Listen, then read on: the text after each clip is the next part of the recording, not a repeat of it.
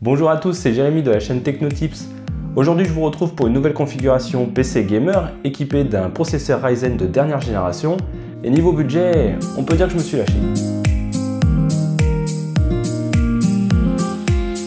Je sais ce que vous allez me dire. 2000 €, c'est un purée de gros budget. Mais ce coup-ci, j'avais vraiment envie de me faire plaisir et de me lâcher sur les composants. Gros processeur, grosse carte graphique, gros SSD, gros tout quoi. Du coup, cette configuration va peut-être intéresser un tout petit peu de monde et faire pleurer les autres, comme moi. Pour la suite, vous commencez à avoir l'habitude, mais cette vidéo va se diviser en deux parties. La première, c'est la liste des composants, qu'est-ce qu'on met dans notre tour pour un budget de 2000 €. Et la deuxième partie, c'est quelques conseils d'achat si votre budget dépasse légèrement les 2000 €. Non mais je vous le dis, je suis sûr que cette vidéo devrait intéresser quelques personnes. Toi, là au fond, là-bas. Non. A noter que le tarif de 2000 € ne tient compte que du prix des composants et de la tour en elle-même, et c'est hors licence Windows et frais de montage. Les prix sont toujours relevés sur Amazon au moment où j'enregistre cette vidéo, ils sont donc susceptibles d'avoir un petit peu varié au moment où vous la regardez. J'en profite pour vous mettre un lien vers l'une de mes précédentes vidéos dans laquelle je vous présentais 5 astuces pour acheter moins cher sur Amazon et surtout de manière un petit peu plus intelligente. Je vous conseille de la regarder. Voilà, maintenant que tout cela est dit, on peut passer aux choses sérieuses et aux composants.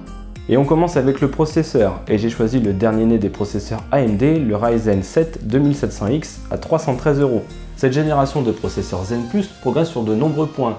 Déjà la gravure à 12 nanomètres, une fréquence de base plus élevée et une meilleure gestion du mode turbo. Il se positionne entre le modèle précédent, le Ryzen 1800X que l'on trouve autour des 280 €, et le 8700K, le haut de gamme gamer de chez Intel que l'on trouve autour de 330 €. Bien que le dernier processeur d'Intel garde un certain avantage en termes de jeu, on parle de 5 à 10% de performance en plus, les 8 cœurs et 16 threads du processeur Ryzen 7 2700X gardent de nombreux avantages. Il sera notamment plus à l'aise pour du montage vidéo, de l'encodage de vidéo, mais surtout pour du streaming. Et c'est sûrement cette dernière activité qui saura convaincre le riche gamer connecté qui recherche vraiment les meilleures performances pendant ses streams.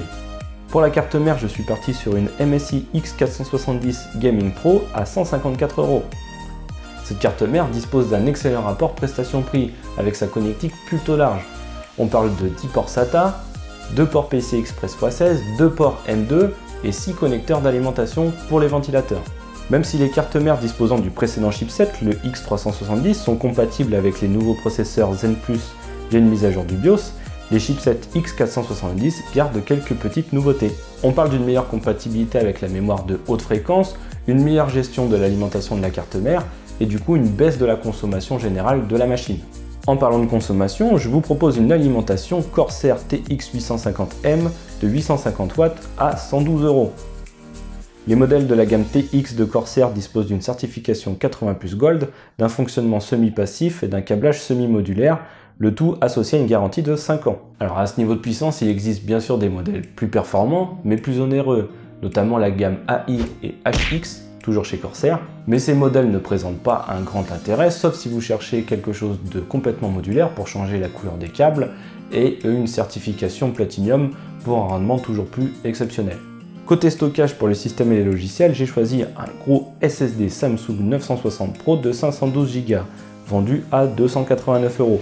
Alors ce SSD est vraiment le SSD le plus rapide qui existe pour le grand public. On parle de débit de 3500 mégaoctets/s en lecture et de 2100 mégaoctets/s en écriture. Le tout est associé à une garantie de 5 ans qui est uniquement disponible sur les modèles Pro et pas les modèles Evo. Il existe tout de même une nouvelle version de ce SSD, le 970 Pro. Elle est proposée 30 € plus cher pour des débits un poil meilleurs en écriture. C'est vraiment à vous de voir. Pour le stockage de masse, j'ai choisi un énorme disque Seagate Ironwolf de 4 Tera à 120 €. Même s'il se limite à 5900 tours par minute, il reste très performant et vraiment construit pour durer dans le temps. On poursuit avec la carte graphique et là on s'est fait vraiment plaisir avec une GTX 1080 de marque Gigabyte à 615 €. Malgré des fluctuations importantes, les prix commencent à revenir à la normale après une flambée début février. On trouvait cette carte autour des 550 € début janvier et à bien plus de 650 € fin février. Et pour ceux qui se posent la question sur la raison de cette flambée des prix, ça correspond au moment où le Bitcoin a explosé en termes de valeur à plus de 20 000 $, aux environs de fin janvier, qui a fait exploser le prix des cartes graphiques pour le minage, et du coup on s'est retrouvé avec une hausse absolument délirante. Et du coup, cette GTX 1080 vous permettra d'atteindre sans problème les 120 images par seconde en Full HD, les 90 images par seconde en 2K, voire même les 60 FPS dans certains jeux en 4K. Cette version G1 Gaming est overclockée d'usine et dispose d'un refroidissement performant. Alors ce n'est clairement pas le meilleur modèle de GTX disponible sur le marché, mais c'est vraiment le plus intéressant en termes de prix au moment où j'enregistre cette vidéo. On enchaîne avec la mémoire, avec un kit de 16 Go, modèle DDR4 Trident Z à 3200 MHz de chez G-Skill à 210 €. Aujourd'hui encore, il reste difficile de trouver des kits mémoire de grosse capacité à bon prix. On tournera toujours autour des 95-100 € pour un kit de 8 Go et bien plus si on veut des fréquences plus élevées. Et du coup, pour rester dans le budget de 2000 €, parce que oui, j'ai dû faire des concessions, je me suis donc limité à ce kit de 16 Go. Avec ses 3200 MHz, cette mémoire est donc très rapide et les 25 ans de garantie vous offriront une sérénité absolue en cas de panne. On continue avec le boîtier pour ranger tous nos petits composants dans un immense Be Quiet Silent Base 800 à 140 €. Plutôt jeune mais diablement efficace et silencieux, il est suffisamment grand pour ranger tous ses composants et réaliser un câble management aux petits oignons. La ventilation n'est pas en reste, avec 3 ventilateurs fournis et 4 emplacements supplémentaires pour maximiser le flux d'air. Mais c'est surtout par son silence que ce Silent Base 800 se distingue, car il est isolé par des panneaux phoniques, les disques durs sont montés sur des rails en silicone et les ventilateurs du boîtier tournent à une vitesse réduite pour éviter de propager des vibrations. Ce boîtier est vraiment fait pour accueillir une belle configuration, le tout dans un silence absolu. Et pour parfaire la ventilation du boîtier Silent Base 800, j'ajoute 2 ventilateurs, toujours chez la marque Be Quiet, des modèles Shadow Wings de 140 mm à vitesse variable. Ils sont vendus autour de 17 € l'unité et sont vraiment réputés très silencieux. Pour information, ils disposent de vis en caoutchouc pour fixer le ventilateur au boîtier et ce mécanisme permet d'éviter de propager les vibrations de la ventilation à l'intérieur du boîtier.